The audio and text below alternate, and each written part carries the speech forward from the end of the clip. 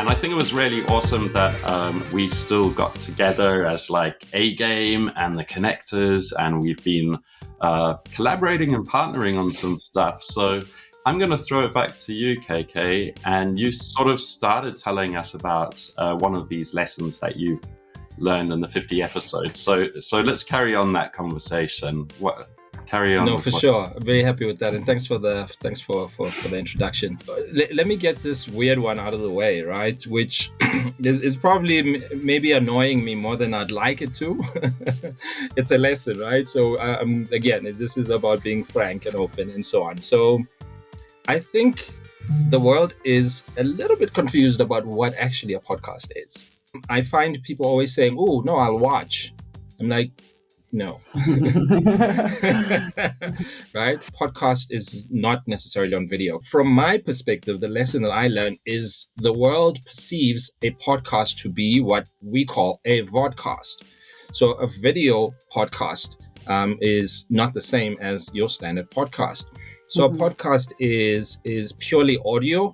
And I also think that's part of the reason so many people are actually maybe fearful of starting, because they think they need to have their face on camera the entire time. I do want to just give like a quick little stat, because this is based on the fact we've done 50 episodes. This is a really good thing, because around 75% of podcasts become inactive after 10 episodes.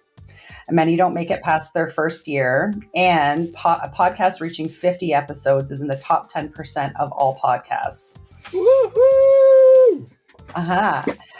And then passing 100 episodes places you in the 1% of podcasts. Oh, wow. So we are halfway there to the 1%. So we are still going for that, right? Guys, is it okay if we kind of comment on each other's lessons as we move along, if you don't mind? Is that cool? Yeah, for sure. Yeah, let's do that, but let's make it a little comment and then move on. Awesome. Okay, now you've just made it difficult for me to make it little, Quinten. It's your podcast. You can do what you want. Right? I'm sorry. Get used to the technology that you're using.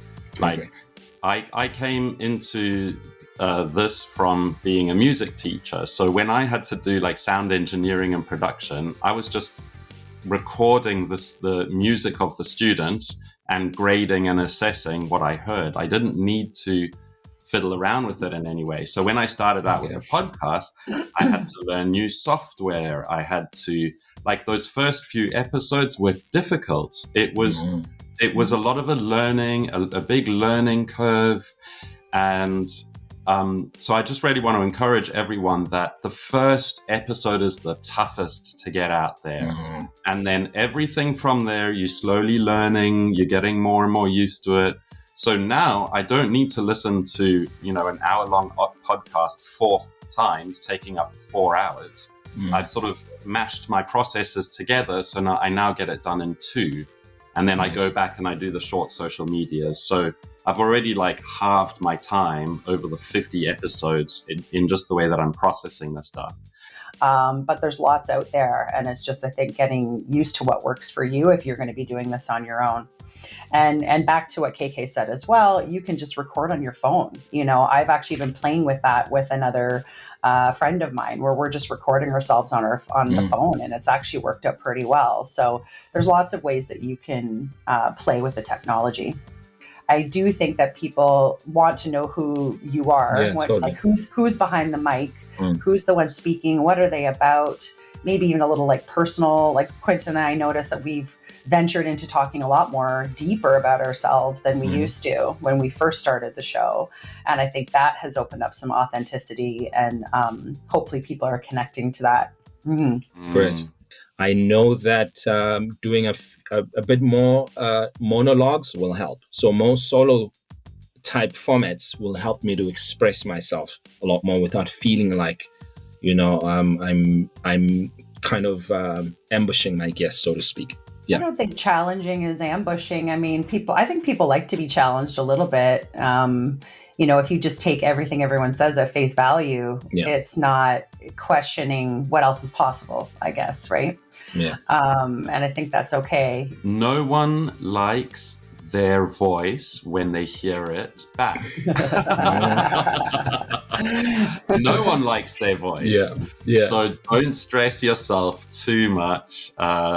Record yourself. If it's really awful, just delete it. Don't stress too much. And then by the time you get to that third or fourth recording, you'll be way more used to how you sound coming back through speakers. So yeah, don't stress too much about that. Nice. And we really do bring in great people. And it's always this really nice thing of like, okay, we are cultivating the tribe that we want, because it is people that care about connection. It's people that care about relationships and care about building together and learning and growing and all that stuff. So I think just the learning aspect and connecting to all these really cool humans across the globe is like, it's awesome. Yeah.